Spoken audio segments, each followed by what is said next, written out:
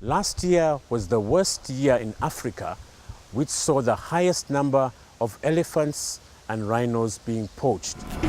This is a full-scale assault on the wildlife resources of Africa. It's time for a redoubled effort to control that problem. They come in with rifles, your AKs, to chop off the horn and run out with it. That's what they normally do. It's very, very sad.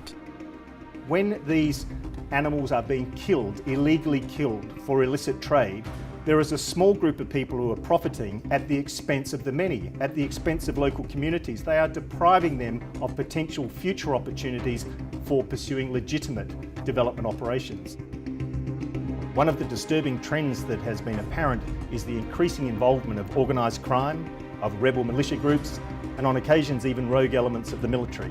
Nous avons un exemple, au nord Gabon, nous avions 6000 trafiquants, orpailleurs illégaux qui en même temps braconnaient, et c'était une ville dans la ville. Et dans l'État, il y avait du trafic, bien sûr, de l'or, du trafic d'ivoire, du trafic d'hommes, du trafic de drogue, du trafic d'armes. Donc, l'ANP ne pouvait rien, l'agence de l'épargne ne pouvait rien. Il a donc fallu que l'État intervienne pour mettre l'armée, pour faire revenir la loi dans cette zone de non-droit. These poaching enterprises undermine the very security and economies of the countries in which they're operating. I strongly believe that key to stopping extinction of endangered species is getting full government commitment and political will. There is no way we will win this fight if we're relying exclusively upon wildlife agencies or environment agencies. The institutions that have the direct mandate here have come together to form what's called the International Consortium on Combating Wildlife Crime. This is the CITES Secretariat, Interpol, UN Office of Drugs and Crime, World Customs Organization and World Bank. It's out of a shared recognition that the development and sustainability have to come together, and that we have to find a way to work together to conserve the resources of Africa to support its future development. They're recognising the seriousness of this issue, they're recognising the implications for local people, for economies, for security, and they're starting to invest. That's very, very positive. We're looking for finance ministers, for heads of state to step up and say, we're serious about bringing this problem under control, and we're going to invest in the resources it takes for law enforcement, for prosecution, for customs control, to actually end wildlife poaching in this region. The elephants, the rhinos, and the other animals are part of our global heritage. They can't ask you themselves, so we are doing it for them and for ourselves. Please sign the Declaration on Illegal Wildlife Trafficking. Ask your government to give it full support. But you too can do something. If you're about to buy ivory, or horn, or some other animal part, think again. Do you really want to be part of this slaughter?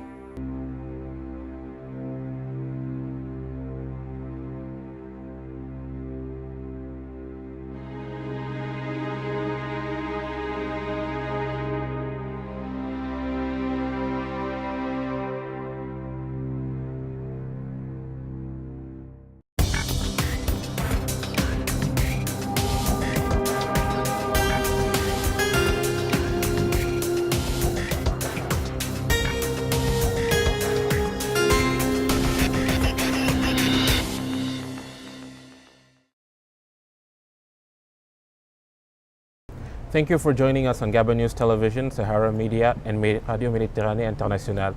We're honored to have in our studios today our guest, Mr. Jim Leape, President of the World Wildlife Fund.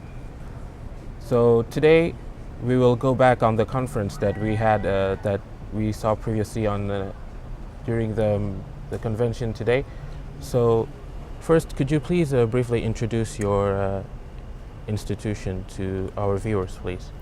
Sure, thank you. And it's good to be here. WWF is one of the world's largest conservation organizations.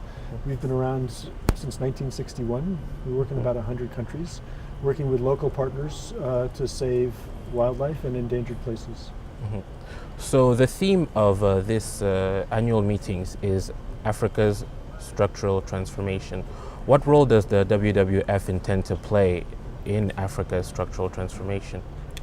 Well, one of the interesting things about this meeting is that President Kaberuka, President of the African Development Bank, has made it clear over the last couple of years that he sees the poaching crisis that's sweeping across Africa as a fundamental threat to the security and future economic prosperity of the continent. And so he sees it as an issue that ought to be at the center of these kinds of development discussions. And that's what brings us here, is the chance to meet with finance ministers and others, focus on how do we bring sustainability into the heart of the development equation in Africa, and in that context, how can we help come to grips with the challenge of poaching? Yeah, as you mentioned, poaching is really one of the biggest problems plaguing Africa at the moment, causing security problems and frontier problems. But there was recently a new Marrakech declaration. Could you please extend more on this subject, please? Sure. Well, one of the things that we have put together for this meeting with President Kaberuka and the bank is a proposed Marrakech declaration, which asks heads of state to commit their governments to taking a series of concrete actions to bring the poaching crisis under control. And that's about beefing up enforcement capacity on the grounds, those who can make the arrests of poachers who are killing wildlife, but also all the way through up through the chain, making sure that the judicial system is stronger, that penalties are stiffer, that customs organizations have the equipment they need, the capacity they need to control the trade. And it's that set of commitments that offers the promise, at least, that this problem can be brought under control. And it's being launched from here. Okay. And does this declaration concern just one region or the whole of Africa? Well, the problem has become particularly acute, the poaching crisis in Central Africa over the last couple of years, but it is a problem which afflicts almost every country on the continent. And so this is a declaration we're asking all heads of state to sign. Yes. Talking about heads of state, we noticed that there was one present during the meeting, President Ali Bongo Ondimba, who has been very active on the environmental front and who has been pushing forward policies in Gabon to push back the poaching issue. So what role does the WWF play in enforcing policies or reforms? Or is it just a consultant role, or what role? Well, let me first say President Bongo has been a critically important leader on this issue in Africa and globally.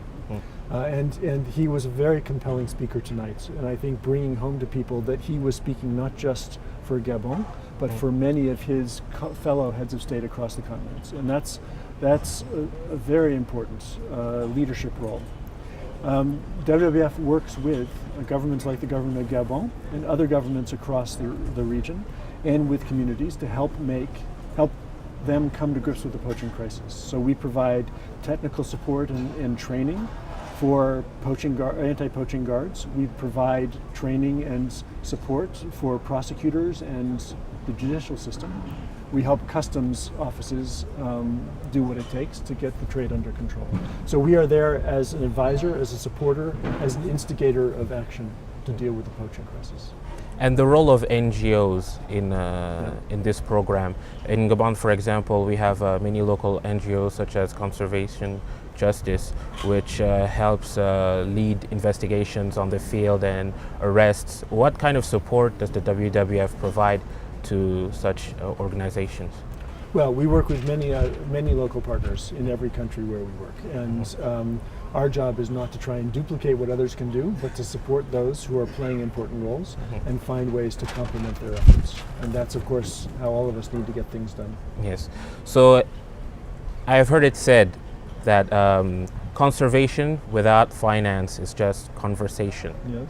So has there been a budget set aside for this particular program? And if so, could we have some numbers, for example? There is funding available from various sources for work on poaching. But I think most important in this meeting is the recognition that this is an issue that deserves the attention of finance ministers, not just environment ministers, and that finance ministers and their heads of state need to recognize that the poaching crisis is in fact a threat to the issues they're most worried about, to the future development and security of their country. And it's from that recognition that resources need to flow. Yeah. So the African Bank, the World Wildlife Fund, and Gabon are in this together. We are very much in this together. So what are your hopes and the objectives for the future?